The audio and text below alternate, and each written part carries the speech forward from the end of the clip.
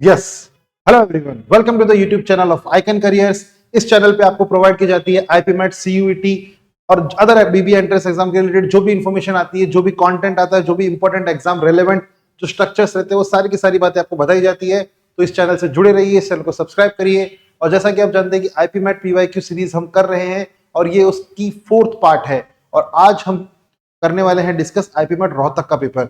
आप जानते हैं आईपीमेट रोहतक 2026 की डेट्स आ चुकी है और आईपीमेट रोहतक 2020 का पेपर हम करने वाले हैं आज की क्लास में डिस्कस। तो चलिए शुरू करते हैं। बहुत ही इंपॉर्टेंट सीरीज ये चल रही है, सारे के सारे एक छोटी सी वीडियो होती है, 5 क्वेश्चन उसमें डिस्कस होते हैं, 5 नए कंसेप्ट आप सीखते हैं और एग्जाम के क्वेश्चंस होते हैं। और ऐसे क्वेश्चंस बार बार एग्जाम्स में आपके सामने आएंगे, तो ध्यान से देखिएगा और प्रॉपर नोट्स बनाते चलिएगा अगर आप इस सीरीज को फॉलो कर रहे हैं तो। The present sum of money amounts to rupees 800 in 2 years। कोई पैसा है मेरे पास P, जो 2 साल में कितना बन जाता है? 800 बन जाता है। और रुपीज 920 इन 3 years, ये 3 साल में कितना बन जाता है? 920। ओके, यहां से यहां पहुंचने में कितना टाइम लगा? 2 years, यहां लिख देता हूं। और यहां से यहां पहुंचने में कितना टाइम लगा? 3 years। यहां से यहां पहुंचने में कितना टाइम लगा? 3 years। ओके, मुझे एक बात बताइए, अगर मैं यहां से यहां तक का गैप आपसे पूछूं 800 टू 920, टाइम में कितना है? आप बोलोगे 1 ईयर। और यहां से यहां तक का गैप पैसों में कितना है? 120 रुपीज। इस बात का मतलब यह है कि जो 1 ईयर के अंदर इंक्रीमेंट आया है वो 120 रुपीज का आया है। इस बात का मतलब simple interest of 1 year is equals to 120 rupees. मुझे बताइए यहां से यहां पहुंचने में कितना टाइम लगा मुझे? 2 ईयर्स। पी से 800 पहुंचने में कितना टाइम लगा? 2 ईयर्स। अगर मैं ये बोलूं कि 2 साल पी के अंदर मैं 2 साल का इंटरेस्ट ऐड कर दूंगा तो मैं 800 पे पहुंच जाऊंगा। पी के अंदर मैं 2 साल का इंटरेस्ट, जो कि 1 साल का अगर 120 है तो 2 साल का 2 इंटू 120 हो जाएगा। और ये वैल्यू किसके बराबर आएगी? ये वैल्यू आएगी 800 के बराबर। तो P plus 240 is equals to 800। P की वैल्यू हो जाएगी 560। पी की वैल्यू कितनी हो जाएगी? 560। Option number C is the right answer. Option number C is the right answer. Okay, चलिए आगे बढ़ते हैं अगले क्वेश्चन की तरफ। क्वेश्चन ये बोल रहा है कि Bhavani invested amount of rupees 13900 divided in 2 different schemes A and B at the simple interest rate of 14% and 15% per annum. तो बात कुछ ऐसी है कि हमारे पास है 13900 रुपीज।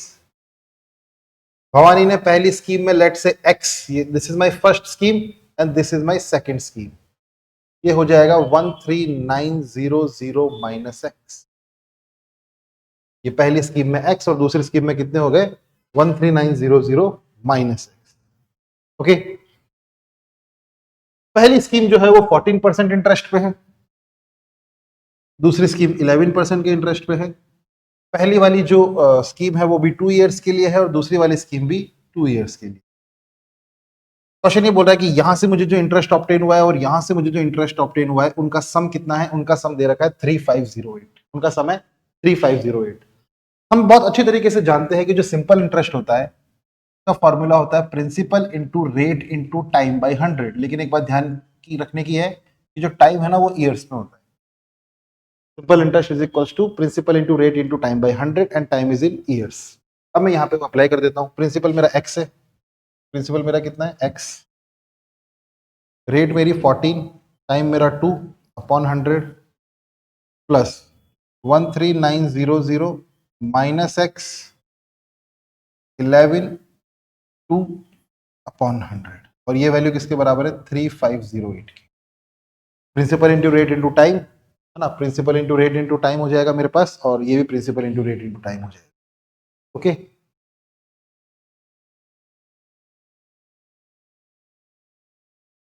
ठीक है, इसे सॉल्व कर लेते हैं। इसे सॉल्व करने पे मेरे पास आएगा कितना? 28x upon 100, 28x upon 100।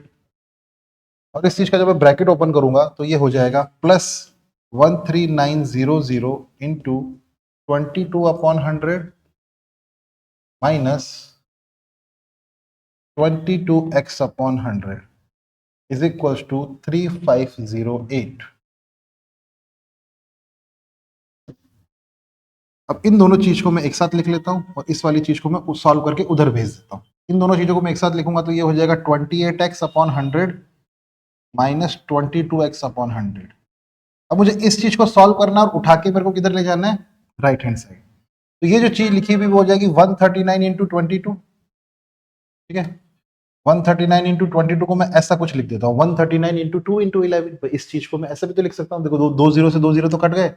139 into 22 को 139 इंटू 2 इंटू 11, 9 से इसको मल्टीप्लाई किया तो 18, 6, 7 और 2, 278 इंटू 11। अब मैं 11 से इसे मल्टीप्लाई करूंगा तो ये हो जाएगा 2, 9, 15 एंड 8, 8501, 3058। इस चीज की वैल्यू कितनी आ जाएगी, 3058। आप इसे जैसे भी सॉल्व करना चाहे उसे कर सकते हैं। 3058 उठ के उधर जाएगा, ये चीज मेरी हो गई कितनी, 3058। इसको मैं सब्स्टिट्यूट करूंगा, उधर ले जाऊंगा, ये हो जाएगा 3508 माइनस 3058, ठीक है। ये हो जाएगा 6x अपॉन 100 और ये हो जाएगा 450। x की वैल्यू कितनी आ जाएगी, 450 इंटू 100 अपॉन 6। 6 से मैं कट कर लेता हूँ 450 को, तो 3 से कट करूंगा तो ये 150 अपॉन 2 का 75। x की वैल्यू कितनी आ जाएगी, 7500। इसका मतलब जो मैंने पहली स्कीम में पैसा लगाया है वो कितना लगाया है, 7500। 13,900 में से 7,500 तो यहाँ चला गया और 3900 बचा और 2500 और बचा, तो 004166400। 13,900 में से 7500 माइनस किया, जो रिमेनिंग है सेकंड स्कीम में वो था 6400। ओके, आई थिंक आप समझ पाए होंगे मेरी बात। Question number 2 done. इस क्वेश्चन को और भी दूसरे तरीकों से किया जा सकता है। एक लेक्चर लूंगा मैं आपके पास, जब मैं इस क्वेश्चन को, इसकी ट्रिक डिस्कस करूंगा, तो उस वीडियो को ध्यान से देखिएगा। अभी मैं उसको नहीं करना चाह रहा हूं, क्योंकि अगर मैंने वो कर दिया तो मतलब अभी इस क्लास का एजेंडा थोड़ा सा फुलफिल नहीं हो पाएगा, ठीक है। मैं से 4-5 क्वेश्चन का एक वीडियो बनाऊंगा 10 मिनट का, 15 मिनट का, और ऐसे 4-5 क्वेश्चन हम डिस्कस करेंगे। और यही नहीं, ऐसे और भी मल्टीपल टाइप्स ऑफ क्वेश्चन है जो उस कंसेप्ट से किए जा सकते हैं। तो स्टूडेंट इस क्वेश्चन को मिक्सचर्स एंड एलिगेशन से भी कर सकते हैं, लेकिन मिक्सचर्स एंड एलिगेशन में एक प्रॉब्लम बस ये आएगी कि जो यहाँ पे जो इंटरेस्ट बन रहा है ना, वो एक अच्छा नंबर नहीं बना, it is not an integer, तो यहाँ पे थोड़ी सी प्रॉब्लमेटिक हो सकता है ये। लेकिन इस मेथड से भी बहुत ज्यादा प्रॉब्लम नहीं है। हाँ, आईपीमेट रोहतक के हिसाब से थोड़ा सा लॉन्ग मेथड है ये। आईपीमेट इंदौर में अगर ये क्वेश्चन आया होता और मैं इसी मेथड से कर रहा होता तो फेयर इनफ, लेकिन रोहतक के हिसाब से थोड़ा सा यहाँ पे हमारे पास ये मेथड बहुत ज्यादा अच्छा नहीं है। हाँ, मेथड को अच्छा मैं कब कह सकता हूँ, जब मैं सीधा क्वेश्चन को यही लाइन लिखूं, यही लाइन में लिखूं, ये चीज डिटेल्स में ना लिखूं। 1 2 3 4 स्टेप्स में अगर मैं इस क्वेश्चन को कर पा रहा हूं, गुड इनफ। और कैलकुलेशन में आपने देखा मैंने कहीं भी इस चीज को ऐसे मल्टीप्लाई करके नहीं लिखा, जो भी कैलकुलेशन थी बैर मिनिमम कैलकुलेशन में हमने इस क्वेश्चन को सॉल्व किया। Question number 3. Question number 3, in a factory there are 3 types of machine, B1, B2, B3, which produces 20%, 15% and 32% of the total products respectively. Further, machine B1, B2 and B3, which produces 3%, 5, 7% and 2% defective products respectively. Find the percentage of non-defective products. Okay. देखिए मैं मान लेता हूं कि ये B1 है, ये B2 है और ये B3 है। B1 प्रोड्यूस करता है कितना, 20x, B2 कितना करता है 15x और B3 कितना करता है 32x। इस चीज का 3% क्या है, डिफेक्टिव है। इस चीज का क्या है, 3% क्या है, डिफेक्टिव है। 20 का 3% डिफेक्टिव है भाई, 15 का 7% डिफेक्टिव है और इसका 2% डिफेक्टिव। 3% इसका होता है 0.6x, 15 का 7% होता है 1.05x और 32 का 2% होता है 0.64x। ये तो हो गया डिफेक्टिव की बात। और नॉन डिफेक्टिव की मैं बात करूं तो ये कितना हो जाएगा, 20x में से 0.6x गया तो 19.4x। 15x में से अगर 1.05x गया 13.95x और 32 में से अगर 0.64 गया तो 31 पॉइंट, दोनों को सब्ट्रैक्ट करेंगे, यहाँ लिख ही देता हूँ। 32x में से 0.64x अगर गया तो ये हो जाएगा 31.36x। मुझे इन तीनों को ऐड कर लेना है, 19.4, 13.95 and 31.36।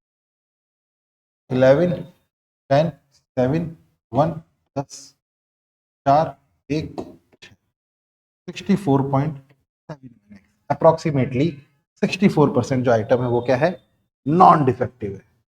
ठीक है, आई होप आप मेरी बात समझ पाए होंगे। चलते हैं क्वेश्चन नंबर 4 पे। गुरु एंड चला walks around a circular path of 115 kilometre of circumference.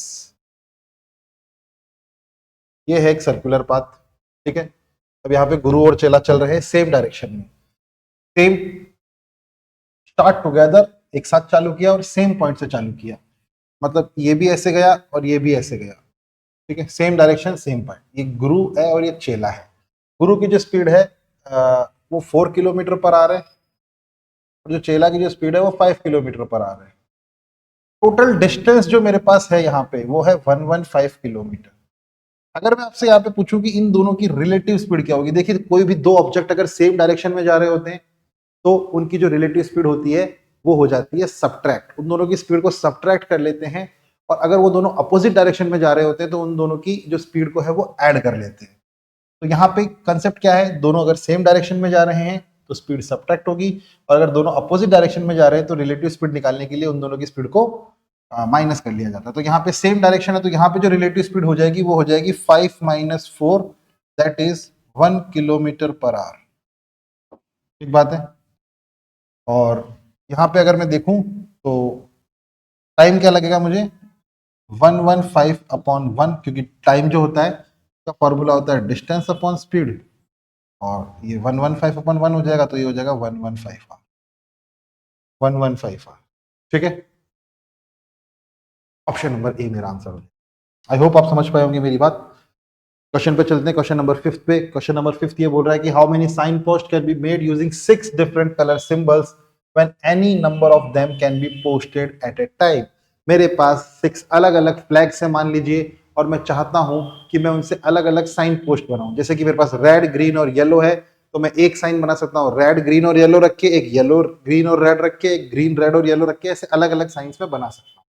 ठीक है, तो मान लीजिए मेरे पास 6 है, तो अगर मैं एक बार फ्लैग लेता हूं, मैं मान लीजिए मैं एक पहले केस में मैं एक फ्लैग ही लेता हूं एक बार में, फिर मैं 2 फ्लैग्स ले लेता हूं, फिर मैं 3 फ्लैग्स ले लेता हूं, फिर मैं 4 ले लेता हूं, फिर मैं 5 ले लेता हूं और मैं 6 ले लेता हूं। क्योंकि क्वेश्चन में क्लियरली ये बात मेंशन की है कि आप कितने भी नंबर ऑफ फ्लैग्स ले सकते हो, कोई बहुत ज्यादा फर्क नहीं पड़ता है। ठीक है, अगर मैं एक ही फ्लैग लेता हूं, एक ही फ्लैग लेता हूं मैं, तो मेरे पास 6 फ्लैग में से चॉइसेस कितनी है, एक फ्लैग लेने की, 6C1। एक फ्लैग अगर मैं उठा रहा हूं 6 में से, और एक फ्लैग को अरेंज करने के कितने तरीके हैं, 1 फैक्टोरियल वेज। ठीक है, 1 फैक्टोरियल वेज। अब मेरी बात समझे, तो 6C1 इंटू 1 हो जाएगा, 1 फैक्टोरियल हो जाएगा। मैं नेक्स्ट की बात करूं तो मुझे बताइए 6 में से कोई भी दो उठा लूं मैं, और दो को अरेंज करने के कितने तरीके होते हैं, 2 फैक्टोरियल वेज होते हैं। अगर मुझे 3 उठाने हैं तो 6C3, और 3 के कितने तरीके होते हैं, 3 फैक्टोरियल होते हैं। 4 अगर फ्लैग मुझे उठाने हैं तो 6C4 और 4 फैक्टोरियल। 5 मुझे उठाने हैं तो 6C5 इंटू 5 फैक्टोरियल, और 6 के 6 में से 6 उठाने हैं तो 6C6 इंटू 6 फैक्टोरियल। ठीक है, तो इस बात को हम सॉल्व कर लेते हैं। ठीक है, तो 6C1 को हम सॉल्व करेंगे तो ये कितना हो जाएगा, 6/1 इंटू 1, तो ये हो जाएगा 6। 6C2 को मैं सॉल्व करूं तो 6 इंटू 5/2 इंटू 1, और 2 फैक्टोरियल 2 होता है, तो ये कितना हो जाएगा 30। 6C3 को मैं सॉल्व करूं तो 6 into 5 into 4/3 into 2 into 1 into 6, 6 से 6 कट गया 20, तो ये हो गया 120। ठीक है, 6C4 इंटू 4 फैक्टोरियल में करूं तो यहाँ कर लेता हूं मैं, 6C4 का मतलब 6 इंटू 5 इंटू 4 इंटू 2 3 अपॉन, ये क्या हो गया, फोर्थ कर रहा हूँ ना मैं, 4 इंटू 3 इंटू 2 इंटू 1। 6 से 6 कटा, 4 से 4 कटा, ये तो बचा 15। ठीक है, और मुझे क्या करना है, 4 फैक्टोरियल, तो 4 फैक्टोरियल कितना हो जाएगा 24। नेक्स्ट 6C5 की मैं बात करूं तो 6 इंटू 5 इंटू 4 इंटू 3 इंटू 2, और नीचे क्या है मेरा, 5 इंटू 4 इंटू 3 इंटू 2 इंटू 1। ये आपस में कैंसिल हो जाएगा, बचेगा कितना 6, और 5 फैक्टोरियल कितना होता है 120। 6 से 6 तो 1 होता है, और 6 फैक्टोरियल की वैल्यू कितनी हो जाएगी 720। मैं वैल्यूज कैलकुलेट करूं तो ये है 6, ये है 30, ये है 120, ये हो जाएगा 360, ये हो जाएगा 720 और ये हो जाएगा 720। ये हो जाएगा 1440, ये हो जाएगा 480, 480 और 36 480 और ये हो गया 36, तो ये हो जाएगा 6। पहली बात मेरे आंसर में 6 आएगा, सभी में 6 है। 12, 13, 14, 15, 8, 9 और ये 1, 1956, ऑप्शन नंबर डी मेरा आंसर है। अच्छा क्वेश्चन है, कंसेप्चुअली आपको स्ट्रांग होना है, कैलकुलेटिव भी है, इसे हम एग्जाम के हिसाब से हार्ड कहेंगे, लेकिन ऐसा नहीं है कि क्वेश्चन बहुत डुएबल नहीं है। अगर आपने परमुटेशन कॉम्बिनेशन पढ़ा है तो आप ये बात मानेंगे कि ये क्वेश्चन बहुत ज्यादा टेक्निकल नहीं है, थोड़ा सा कैलकुलेटिव हो सकता है, लेकिन आपको थोड़े बहुत तरीके आने चाहिए। मैंने आपको बहुत डिटेल में एक्सप्लेन करके लिखा है, शायद अगर मैं इस क्वेश्चन को एग्जाम में कर रहा होता तो इतना डिटेल में लिख के नहीं करता। मुझे पता है कि पहला मेरा 6C1 into 1 है और मैं सीधा ये कैलकुलेशन नहीं लिख के ये वाली कैलकुलेशन, ऊपर जो कैलकुलेशन आपको दिख रही है ये करता, इधर वाली करता और ये वाला पोर्शन करता। आई होप आपको समझ में आ गया होगा इस क्वेश्चन को कैसे किया गया है। और ऐसा कोई क्वेश्चन एग्जाम में, किसी भी आईपी मैट के एग्जाम में रिपीट हो सकते हैं ऐसे क्वेश्चंस, इन्हें अच्छे से नोट करिए, सारे के सारे कंसेप्ट समझिए। एक एक क्वेश्चन एक इंडिविजुअल कंसेप्ट है और वो आपको बहुत अच्छे कंसेप्ट क्लैरिटी देगा आपको। ओके, चलिए तो मिलते हैं नेक्स्ट वीडियो में। Thank you very much, have a good day, take care, bye bye, thank you.